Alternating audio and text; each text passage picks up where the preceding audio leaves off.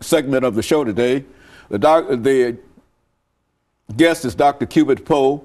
The issue is mental health in the United States of America.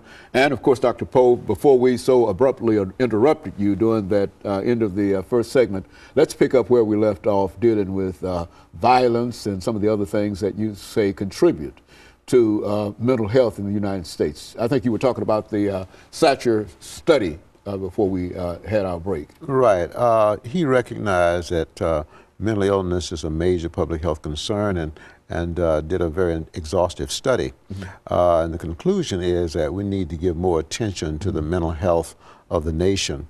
I think that one of the major security threats to preservation of our democracy is the mental health of the nation. And I think the school shootings, going back to Columbine, Virginia Tech, and now Tucson, are just tips of the iceberg, and that we need to devote more financial resources, more human resources to doing a better job of early screening.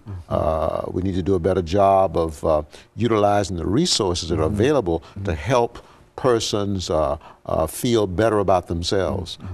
We know that persons who are exposed to positive religious experience early on in their childhood and their adolescence, they make better choices, they have a higher self-esteem, they have a healthier self-esteem, and their functioning is more positive. Launer apparently didn't have much of a religious influence. At least I suspect that. I don't know that for sure, but we do know that he chose to believe that God doesn't exist. And if when a person believes that God doesn't exist, it just opens them up to all kinds of negative influences and negative forces. And so you may recall on a previous show, I indicated that we did some research down at the Metro Jail here in Nashville back in 1989 and 90, in which we evaluated 25 persons at the Metro Jail who had committed robbery, rape, murder, incest, or aggravated assault. And our goal was to find out what was it, what was in the history of these persons that may have contributed to their behavior. What we found, what stood out was many of them grew up in single-parent homes, very little contact with the father, and also there was a lack of spiritual nurture and guidance in those families. And so we need, in my field, in the field of mental health, we need to recognize that if we're going to offer people the best mental health, we've got to include spirituality. We've got to make spiritual instruction and guidance available, all right? And so I think that's a big challenge. As a matter of fact, Dr. Poe, let's pursue that, because I think that in a real sense, there are so many people in this world today who would discount any kind of, and I think as you indicated that the individual that was involved in these shootings indicated that there was no God, that he's an atheist, and et cetera, and et cetera. But there seems to be so many folks in life who have absolutely no understanding or no belief in reference to the spirit, that there is no spirit as far as they are concerned. They act as if they don't do anything that would encourage the spirit or would indicate that they believe that they are spiritual beings. Do you find that to be true? The kind of very, very much. Launer said that he said on one of his blogs, I guess you would call it, said, "I refuse to trust God." Okay? As I said earlier, he thought that the government was trying to control the minds of people. They were trying to control the grammar. He was very hostile towards authority. And of course, people who reject God, they basically are coming from the perspective, I want to do my own thing. I insist on having my own way. I'm not going to let anybody tell me what to do, not even God.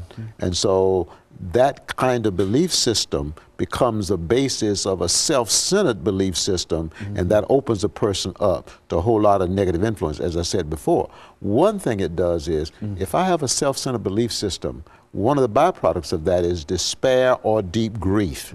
And when I'm in a condition of despair or deep grief, that causes me to have a proneness to abuse drugs, to engage in sexual promiscuity, to engage in violent behavior of various kinds, criminal behavior and a social behavior.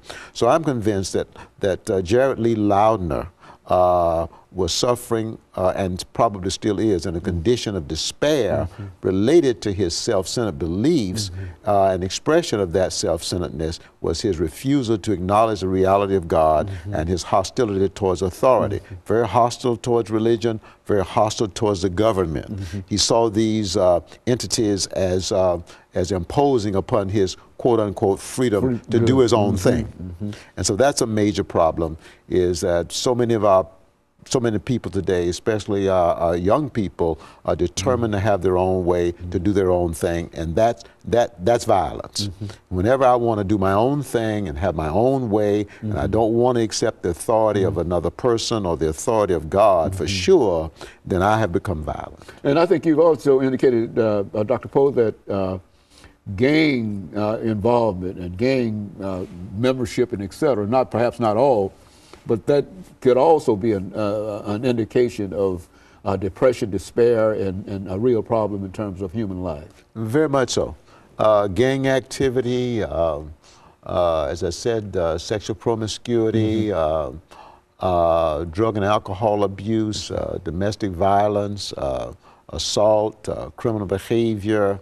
Those are various manifestations of despair. I believe that a lot of our chronic physical illnesses like high blood pressure, diabetes, coronary heart disease are oftentimes a manifestation of unresolved deep grief and unresolved despair. And I think oftentimes that will that's a manifestation of a self-centered belief system. Okay, Dr. Poe, we're getting ready for the second commercial break, and after which we'll come back, and I think we'll have about 10 minutes. And then we'll be able to look at not only some of these issues dealing with despair, but to perhaps broaden it in order to make some kind of recommendations in terms of what the country ought to do dealing with this problem. Because it was a problem the last time we talked to you, and it's a problem now, but it seems that nobody seems to be working in terms of trying to solve it. You know, you rarely hear anybody talking about reinstitutionalizing some of these individuals that they have, quote, deinstitutionalizing, et cetera. And of course, we'll be back with our audience following this very, very short commercial break.